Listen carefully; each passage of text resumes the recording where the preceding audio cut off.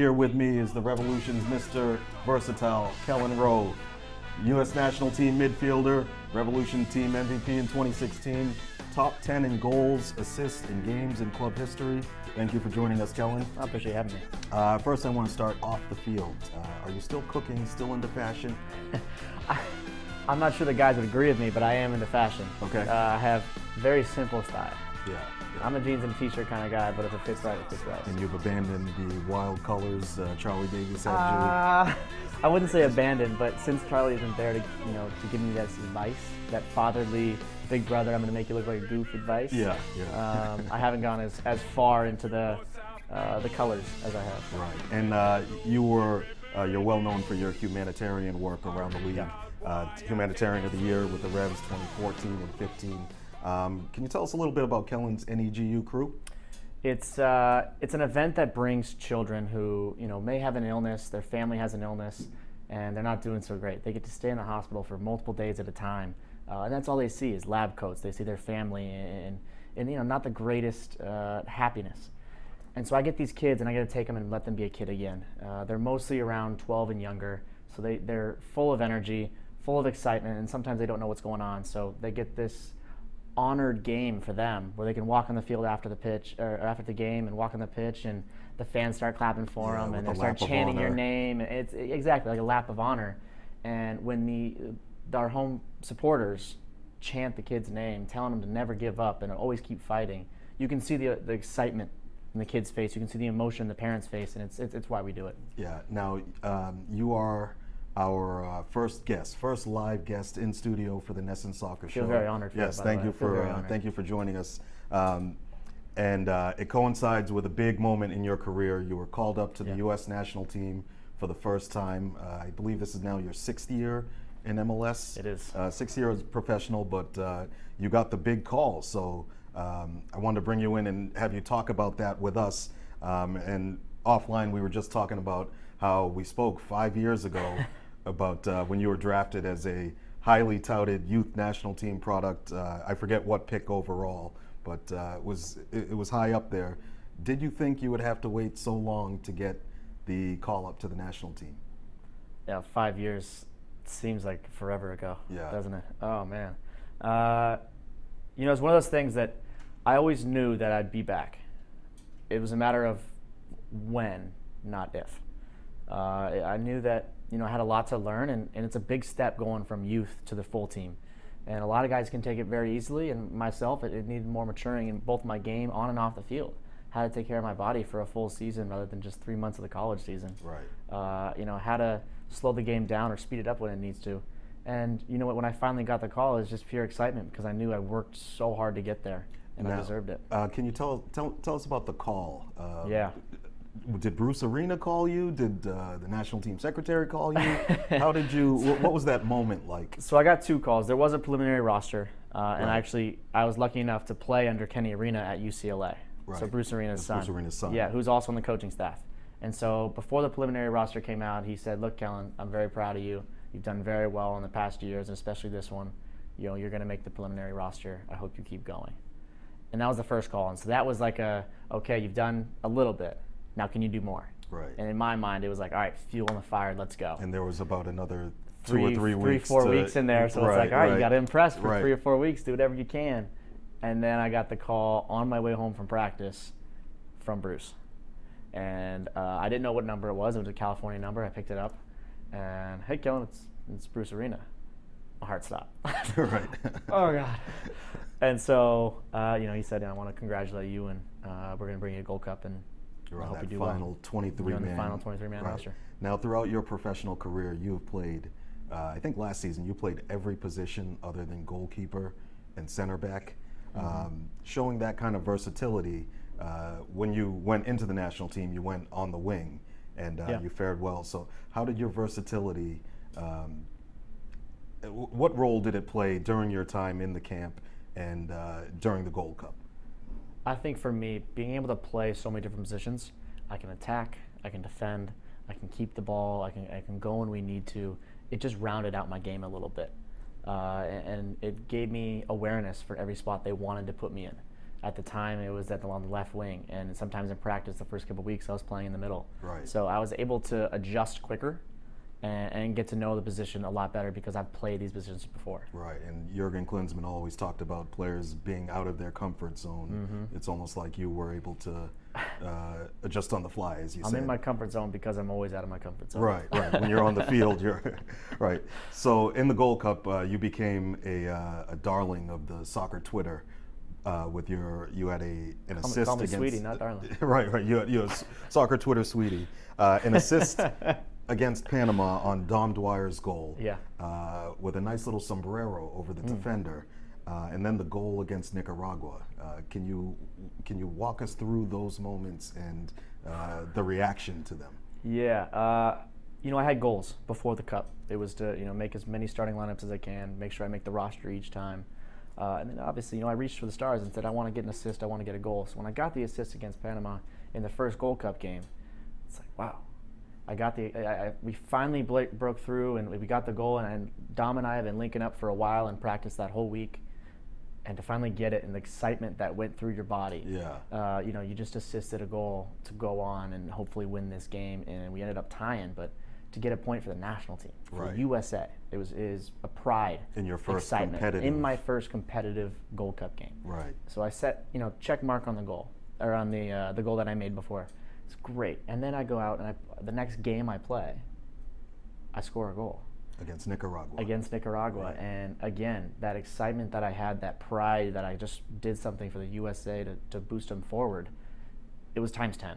With the outside of your foot. With the outside of my right foot. Yeah, to the near post. That was. The near post. So it was. You could see the progression of my celebration. I didn't know what happened, and then oh God, I just scored. Right. And then I got full excitement. So it was a little progression. It was pretty fun. So you didn't have anything pre-planned, like no message under your T-shirt? There was nothing pre-planned, and if I did, I don't think I would have done it because it was just so much excitement that I kind of just blacked out. Right, like a kid all again. Oh, absolutely. So after 3 group stage games, you were one of the 6 players who were swapped out.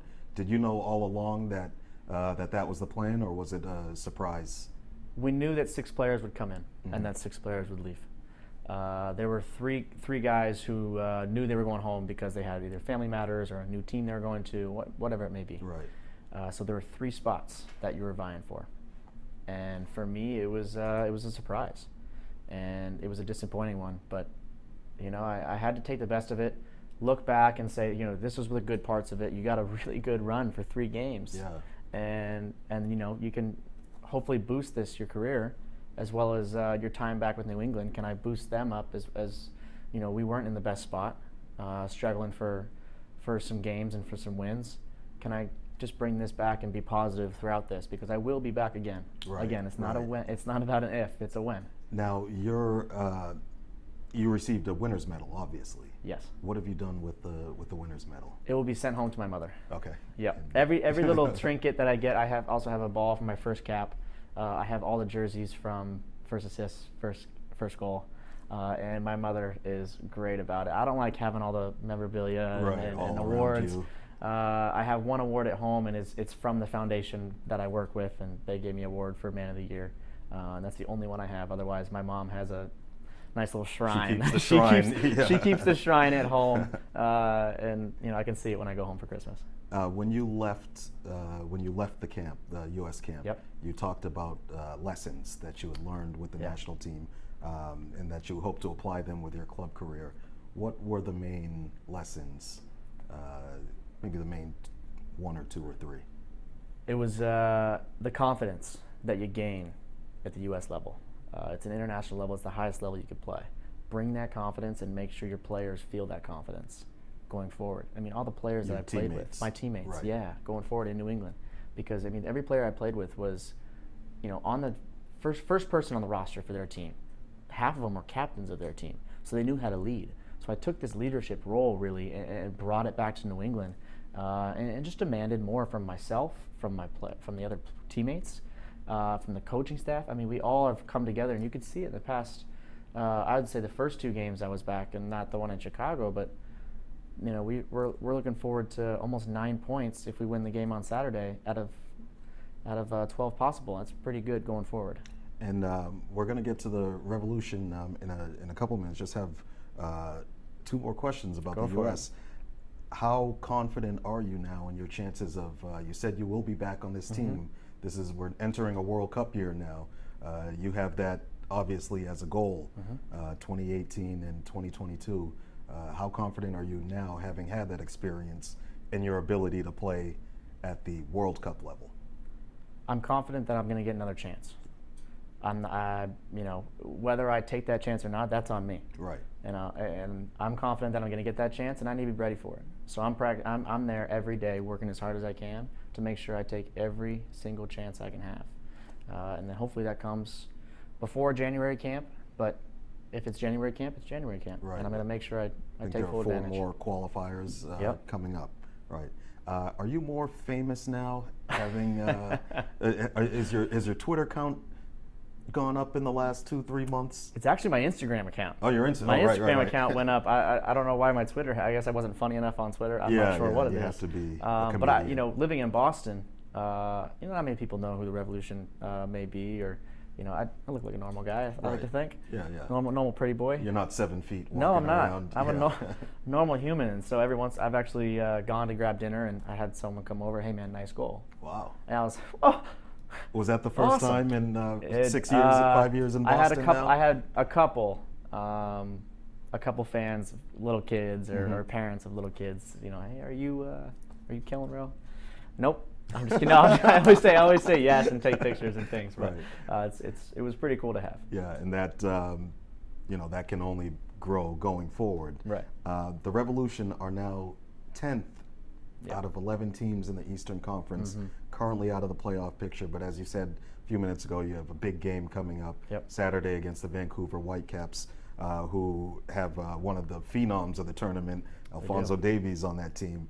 What is the key to turning around the Revolution season? A couple years ago, I think it was 2014, you went on this amazing run that ended in the final at MLS Cup at the last hurdle. What's the key to improving again? You know, that run that you talked about in 2014, we had a guy, pretty big guy, Jermaine Jones, come in when we weren't doing well and boosted us forward. And you know, like I said, he was a U.S. guy. He demanded everything. He wanted the ball. He made sure guys were doing the right things on and off the field to take care of their bodies so we can win the game on Saturday. I think that Juan Agudelo and myself coming back have brought that confidence, have brought that demand of being better. And look, when Jermaine came in, we didn't go on a win streak for 20 games. Right. We lost a few. Yeah. So we're hoping that we can bring that confidence in. But you won about 15 out of 18 or something like that. Yeah. So right now we're 2 for 3. Right. And oh, sorry. Go for it. You've been very good at home lately. Yes. There was a big win over the LA Galaxy, beat Philadelphia, and then on the road, it's almost like a Jekyll and Hyde thing. It is. How do you rebuild that consistency, or take that home form and translate it to the road? For me, it's mental. You know, the game may change a little bit, tactics may change, because when a team is at home, they're going to press a little bit more. They're more comfortable with themselves, and maybe they play a different way. For us, it's about having the mental capacity to say, hey, you know, it's the same game. We're just going out and playing soccer here. Let's go out and play and play the way we play. And if we do, we have the talent. We've seen it in games at home. We have so much talent, especially going forward. Right. Can we just put a game together? And it's going to take 1 or 2 great performances out of a couple players. And if once that happens, and once we break that threshold of we haven't won a game away, once we break that threshold of winning a game away, I think you'll see this season turn upside down, and you'll see us jolt forward. And you have a new teammate coming in, and yes. I don't know how to pronounce his last name yet, but he's a French center back. What have you seen from him so far? Has he trained with the team? Is he? So he'll get in tomorrow. Okay, and he's not. What's funny is you say that, is we've been asking our French players, hey man, how do I say this? I want to be able to say it right, because you don't want to meet the guy and say, yeah, exactly. Right. You don't want to say it wrong. So I still haven't gotten that yet. Okay. But we're working on it. Right. And right. So as long as he pronounced my name and I can pronounce his on the field, we're good to go. Right, and you know where to, you know, exactly. he can speak soccer. I got to work on my left, right, step, and back in French. But right, we'll see how that works. Gauche, I think is the left. Yeah, that's all I got. In Major League Soccer, there's been a lot going on, especially on the transfer front. Yes.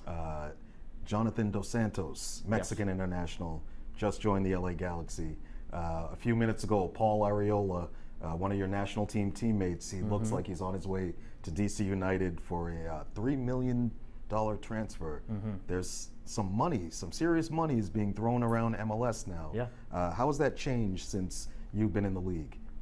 You know, I remember little transfers here and there. I remember when Clint Dempsey came in the league, and that was one of the biggest transfers around, getting the most money. And then you saw Michael Bradley, then you saw Josie Altidore, Giovinco, Was that David all in Villa. one summer? Or? It just kept coming. It was like a flood. You know, all of a sudden it was a flood. But you got to remember, these guys all came from the European or the Mexican League or whatever it may be. Now, I think the biggest one for us was when Dom Dwyer got sent to Orlando for the biggest transfer fee, or just over $1 million, I believe. Yeah, in allocation. And that was in the MLS to another MLS team. That is what opened the door. I think that's going to open the door for young players to get moved between team and team, rather than having to go out in Europe and then make big bucks. Come back, right. So I think that was the biggest one this transfer season, and I'm hoping that it continues in the off season, and guys can get that that freedom to go around and play where they want to play, or play where a team wants them to be there, and pay the money for them, because these young players especially are very, very good. I hope they get the opportunities. Major League Soccer there's this burgeoning rivalry with the Liga MX teams. From your perspective, how close are we to seeing an MLS team winning the CONCACAF Champions League? With the way things are going now, the players that we have coming through, the teams that have stuck together in their core group. I look at a team like Toronto, has really added a lot of talent, but they've stuck together in their core instead of getting in more pieces and putting them out. Those kind of teams are going to make their way and get comfortable with each other, and they have that competition level internally.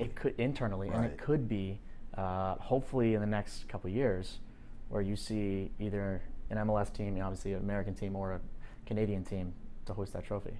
Playing in the Club World Cup just a few months later. Let's hope so. Right. Final question.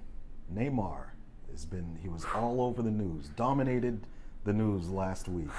222 million euros. I mean, he's going to be like this for the rest of his life. As will his children and grandchildren, and possibly their great-grandchildren. Is he worth that much? Is any player worth 222 million euros? You know, so here's what you got to think of. As a player, everyone looks at just the player. All right, he is one of the best players, if not the top. He's in the top 11 for sure. He's in the top, top 5.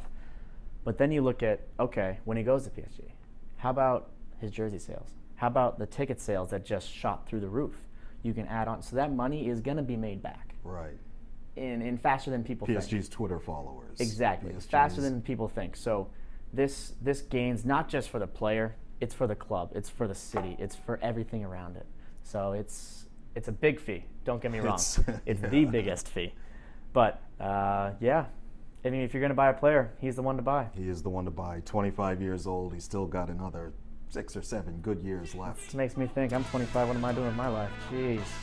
Well, I'm only 237 million away. That's you got to start somewhere. Kelyn Rowe, thank you very much for joining us, being our first guest on the NESN Soccer Show. In the second half, we will talk about the English Premier League. Starts up this Friday. We'll have our preview special, and you'll be here with us.